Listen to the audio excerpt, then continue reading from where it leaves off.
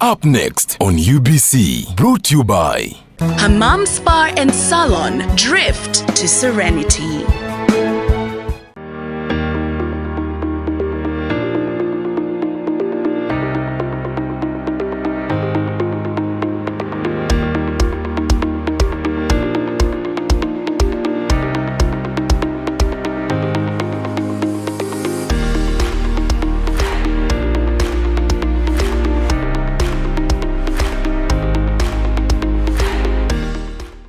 Welcome to the best of the good life. This is Chilling and I'm Drago. It is chilling time. The hashtag is Chilling UBC TV. You know how to find us. Go on every social media outlet. You will find definitely the show. It's booming and it's bigger and better. Now, definitely, you know that we always shoot from Hammam Spa and Saloon, who are our delighted sponsors. They have everything. I've preached everything about Hammam Spa. You can find them at Fairway Hotel. Now, tonight, I have a go-getter who is definitely fed in trades when it comes to Resolute.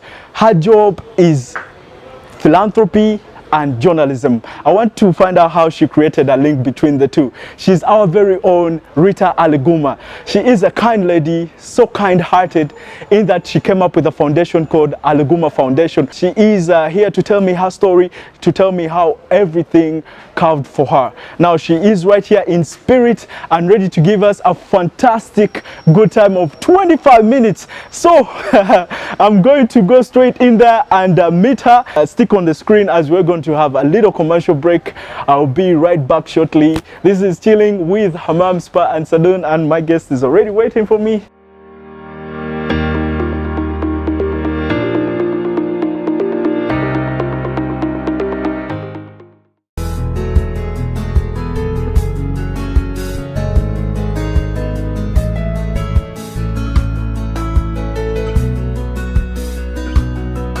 Come relax, indulge, enjoy, and experience the beauty of relaxation. Feel pampered and rejuvenated with our unique state-of-the-art massage chairs and weight loss machines. Hammam Spa and Salon is located at Fairway Hotel. For bookings, contact us on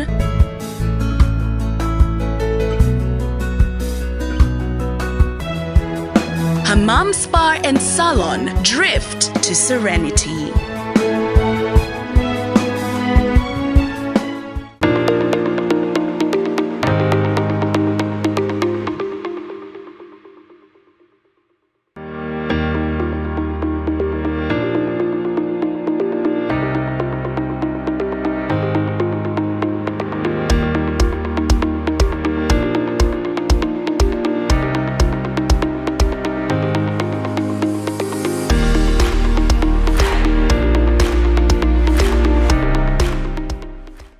And welcome back to the best of the good life. Now, as I mentioned before, I have the most kindest person you'll ever run into on this planet. She has a heart of gold and she went above and beyond. She has scaled all the heights almost 4 years ago to become the vice president of Whisper, as I mentioned before. And her record is so overwhelming. You know, when I was thinking of a guest to have on my program, I couldn't think any better than the lady herself, Ritah Aliguma. How are you? Fine, thank you. Thank you very much for coming on my program. I had to. I've been looking forward to doing this. Like, even when I ran through you at the station, I was like, I'm waiting for this perfect moment. Oh, wow. You're doing amazing things. I've heard so much incredible things about you. And congratulations on your Slam Soccer project. Oh, yeah, thank you very much. How did you come to think about that? Well, what can I actually say? Yeah. I must say thank you to God because He has actually been faithful to us in every initiative that we've come up with. Yeah. But it all started in 2017 when I walked down in the slums of Acholi quarters. Here I find a little girl called Janat. Yeah. She was in scorching sunshine, hitting stones. But when I went to ask her why she was there and yet she's supposed to be in class, she tells me she was trying to find school fees or make a contribution towards her school fees to top up on what her mother had. So, I mean, it left me really very touched. Are you Of the course, one who next told day- Sharon not to do anything? Ah. Because she's just sitting and enjoying you. You see how captivating you are. Sharon, Sharon, you Sharon. can get started. Work on her feet. Oh, We don't yeah. have much time. So Yeah. So I went back the next day actually and paid, because it was little school fees. I think it was about 150,000. Yeah. So I went back the next day, cleared her school fees, and I realized, okay, I think this community needs so much. I am a journalist. I can be an eye. Just for like that? this community. Yeah. But of course, earlier on, I had the heart of giving out and stuff. I used to do my small community work in my own way. Yeah. Maybe find street kids, do something for them. Let me read a quote Yeah. here very first. It's something that I googled about you. A lot of articles have written about you and your philanthropy work, Yeah. which is amazing. So it says, I do charity to ensure my mother's legacy lives on and it gives me great satisfaction to put a smile on people's faces. Oh yeah. I read that about you. What has this got to do with your mother? And actually now when it comes to a smile, my other name is Smiles. Smiles. Rita Smiles. So I thought that love was seeing like a PR thingy. Yeah, like it you is a PR thing, but of course it comes from Rita Smiles, and I always want to see people smile. But when you come back to my mother, Yeah. my mother used to give back to community. She was a community nurse in Masindi. Yeah. She was, but she used to help people so much. She Yeah. would freely give medicine to people. Every time maybe someone around the village had a problem, Yeah. she would run to help, even without any money paid back. And Yeah. imagine she was a professional, she expected to earn from that. Yeah. But she would give out freely. She used to pay school fees for different kids. At home we have never been maybe two, or maybe just the way we were born, 5 kids in the home. We always had an extra person. And of course when you come to know about the extra person, it's either this person is an orphan, maybe this person is going through, maybe single mother, something of sort. So our mother had that heart of gold, and I always told her, Mommy, one day I will have, maybe, of course as children you think as children, but I always told her, Mommy, one day I will build an orphanage. Wow. But of course that is all I knew. Helping people, you need to build an orphanage. How did you come to find a link between journalism and philanthropy? Because you look like you figure this out well. I know, but actually when you come to journalism, I think I started my journalism career when I was in primary 4 or primary 3. Tell me If about I could that. show you some How? pictures. I used to read news at school. Yeah. In primary school, in Masindi, I used to read news. And they told me you were one of the people who emulated Bali Francis. Was your role model. I recently was reminded by my cousin sister. She was telling me that every time, because that was UBC, so every after the news, Yeah. I would get my papers, Yeah. start imitating Bali Francis. Yeah, and so I grew up with that. Even when my mother wanted me to do another course, I told her no. My passion is in journalism. So it started way back. And even the thing of helping out the needy and all that, I think it also comes from way back. If you go to Masindi Hospital, there is a ward called Serena Ward, Serena Maternity Ward. Yeah. But that one is named after my grandmother, You're kidding. because she also used to give back a lot to community. Wow. You're going to tell me more about the acholi quarters? Is it? Yeah.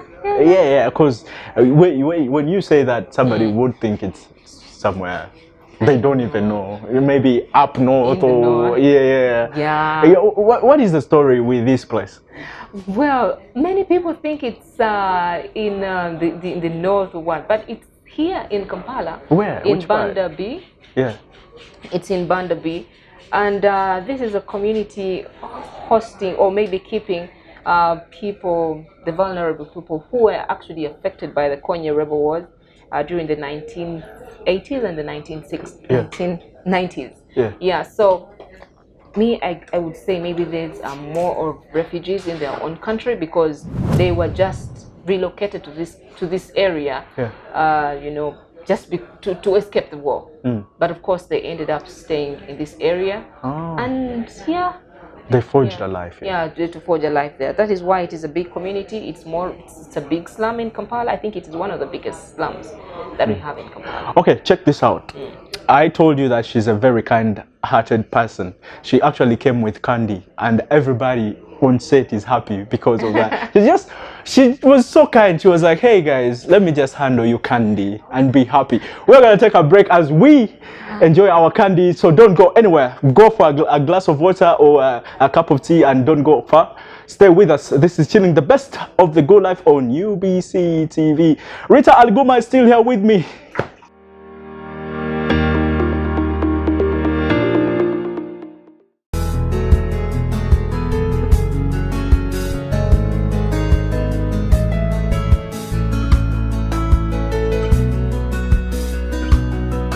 Come relax, indulge, enjoy, and experience the beauty of relaxation.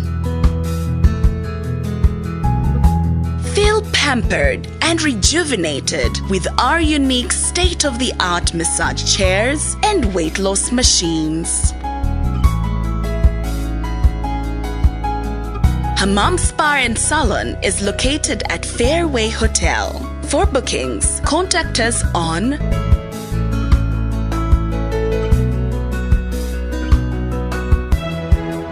Hammam Spa and Salon, Drift to Serenity.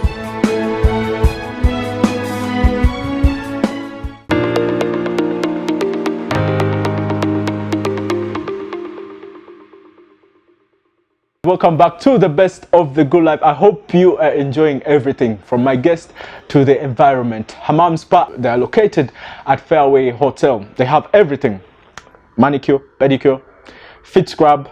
They can massage your feet as well.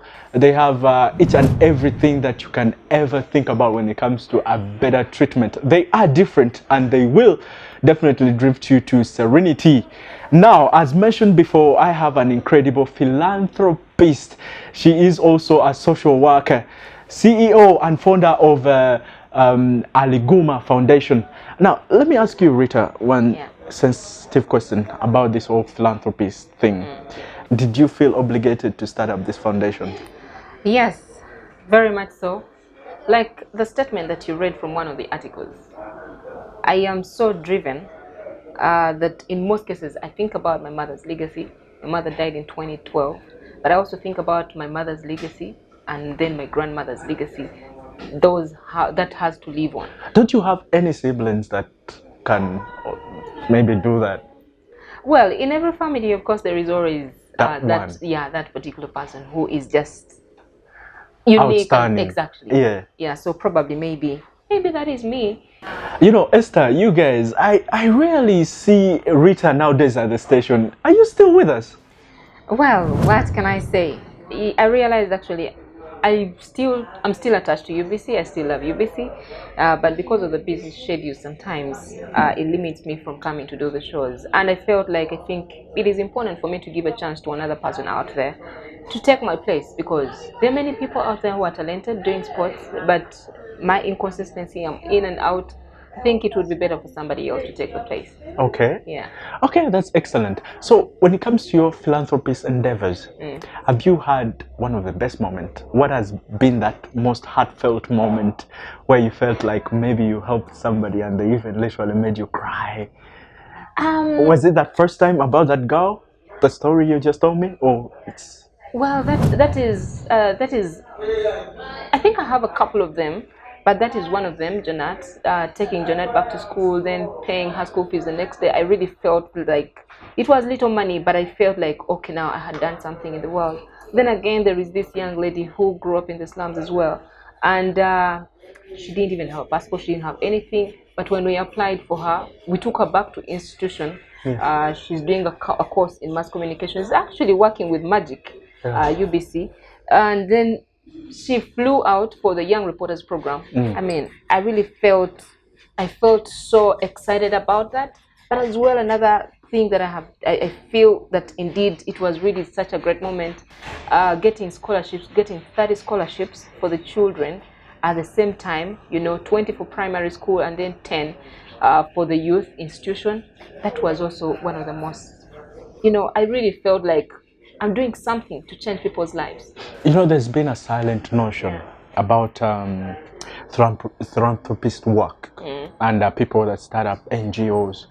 Most of them have targeted commercialization, to get money in terms of all this. And you have collaborated with, or you still collaborate with a lot of organizations.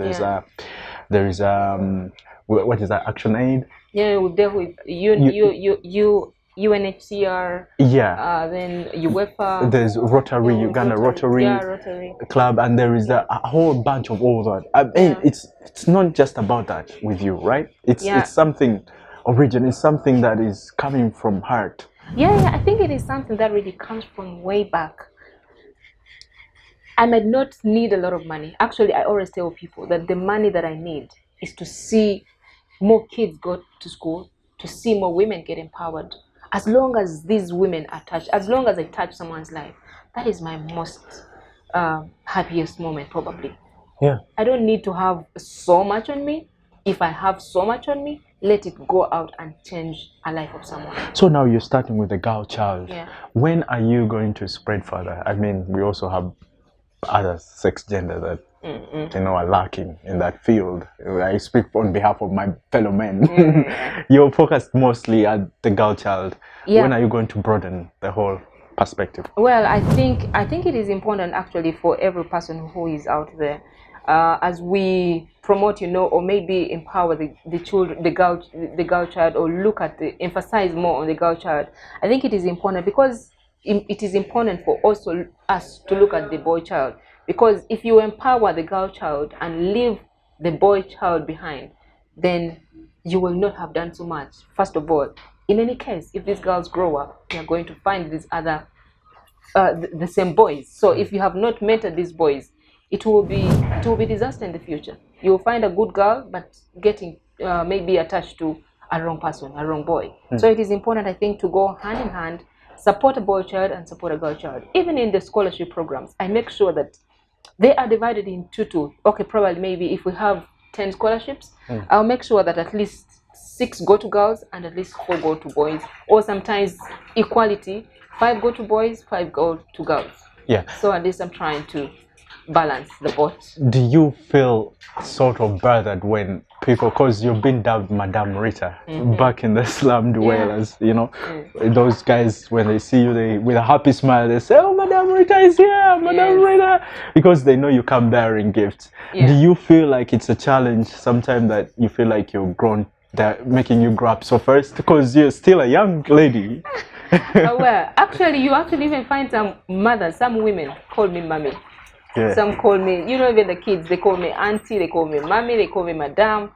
But I think it is, no, I don't feel anything about it. I mean, it is some kind of respect and something that I always think I should live up to. And probably maybe I feel challenged that I should even do much more, for even this name to come out better. Yeah. I just pray that I even do much more for these people. Okay. So you are a person who has traveled the world. You have seen different cultures. You are from different countries. And in terms of when it comes to spur and pampering, because Sharon is trying to do her level best to make sure that she gets a smile on your face. What do you have to say? How do you spend your casual time, Ritah? Well, I was already asking about, different types of massages and how much it costs. Have you ever had one? Have you ever had a massage? Because her mom has the best. Oh yes, I have. Yeah, I had never come to her man, but I think I need to think about it, and I think I need to come and have a good one. And I think it's 1 hour, Sharon, right? Yeah, it's. It's it could even be longer. It depends on how much time you want. They will give me a bonus.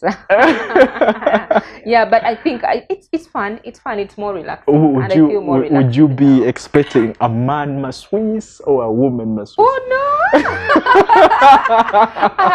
I know. The first time we went for massage, they asked me, "Do you prefer a man or a woman?" That's it. They asked, woman. A woman. A woman. I would rather do. Women have rather soft hands, and you're gonna be needing hard hands when it comes, stuff like that. Sharon will always do the best probably in that area, and not a man. What do you enjoy doing in your free time? Because I know you're a busy woman, but come on, you only spare some to enjoy to yourself.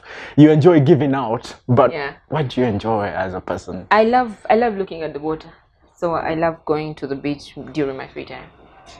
That's it.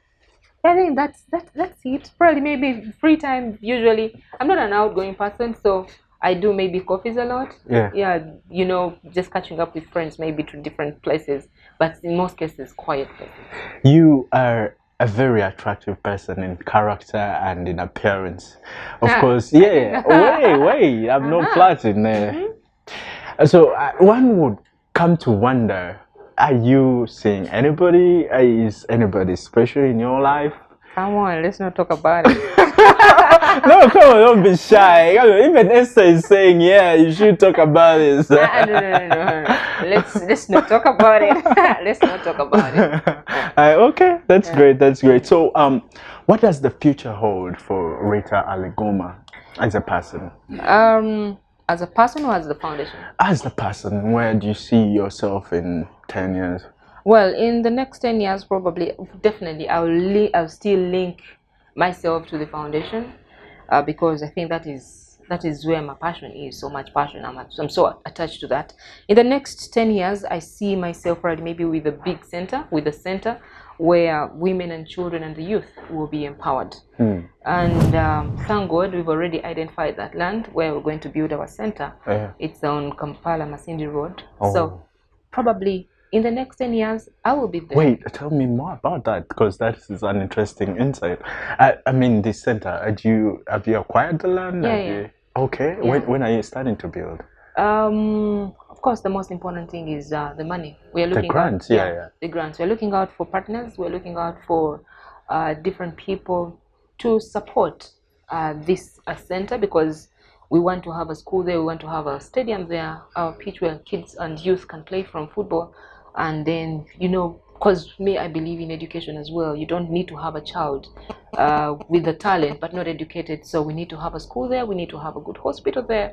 Yeah, we need to have a home for the vulnerable people and the talented kids. So, and then are you putting your journalism job at bed, or are you going to just let it slip? Because you're good. You're good. First of all, you're informed and you're a pretty good presenter. Well, I would have loved to continue doing my journalism, but probably if I cannot find space, maybe I can always pass it on to another person, because at least I've already started that. If I have, the other people at my back who want to pursue journalism, and I'm trying to, do something about that, or even we'll begin arranging some training programs in that line, at least to make sure that also goes on. That doesn't really have to stop. Dedicating your life to philanthropy is quite a huge thing. Yeah, that's true. It's not easy, because a person who has a passion to give or for charity, that's a special one. So when it comes to how the world works and how the world moves, have you identified any of the major philanthropists across the world that have maybe helped motivate you or inspire you in this field? Like, for example, Oprah Winfrey, she's the biggest giver I've ever known. There's also one, Helen DeGeneres. Did you follow these people and you see how they do things? Yeah, I try to follow them, and of course I read so much about Mother Teresa. Yeah, I follow a lot of them, and they really inspire me a lot. How is your faith like? I am a Christian born again. Okay. Yeah, I'm a Christian born again, so I believe with God all things are possible. Yeah. Okay, so thank you very much for coming on the show. Just like that, we're done. The way how you looked at me, you're like, how come we're done? It was so cool, right? I know, that was so cool. It is even more relaxing. So we have a pillow here where you get to sign anywhere, so that you leave a mark. Okay. Yeah. Okay, how can anywhere. Wait, are you a left-handed? No. Or right-handed? Maybe I need to. Okay, Sharon, help me. There you go. Yeah. You have to face it in the camera so that they get a close-up. You know how these things work. Excellent. Ritah Aliguma.